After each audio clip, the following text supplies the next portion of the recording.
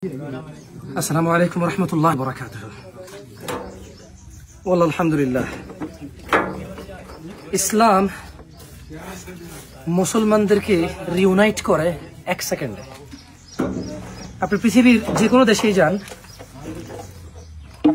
কোনো দেশেই যান, আপনি যখন নামাজ পড়তে যাবেন তখন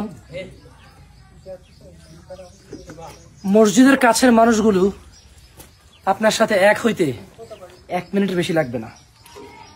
এবং মজার কথা হচ্ছে, ওরা আপনার ভাষা বুঝবে না। আমি আছি আফ্রিকা, ইউথোপিয়া আমাদের দেশের মতোই ডেভেলপমেন্টে আছে, অনেক সুন্দর জায়গা, অনেক সুন্দর কনস্ট্রাকশন আছে, কিন্তু আমরা আছি রুরাল এরিয়ায়।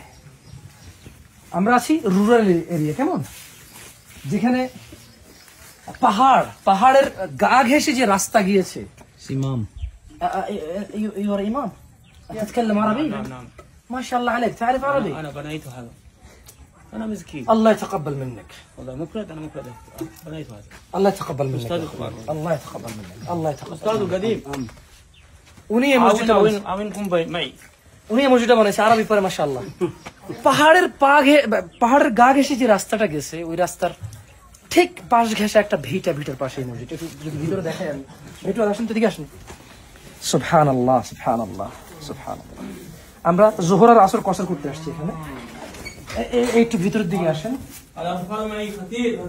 এটা হচ্ছে মসজিদ, অথচ আল্লাহ সুবহানাহু ওয়া তাআলা আমাদের এসি দিছে, ফ্যান দিছে, লাইট দিছে, বিল্ডিং দিছে, সিরামিক দিছে, কার্পেট দিছে, সুন্দর মাইকে সুন্দর ইমামের তেলাওয়াত করে পড়ে শোনায়।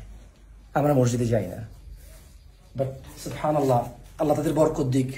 তারা এই পাহাড়ের গা ঘেঁষে, পাহাড় কেটে এই মসজিদ তারা তৈরি করেছে, যেটা অত্যন্ত জীর্ণ শীর্ণ অবস্থা। আমার মনে হয় এটা অনেক উন্নত ওদের জন্য, এটা অনেক উন্নত। احنا نسوي قصر لسه ما صلت صلاة الظهر حنا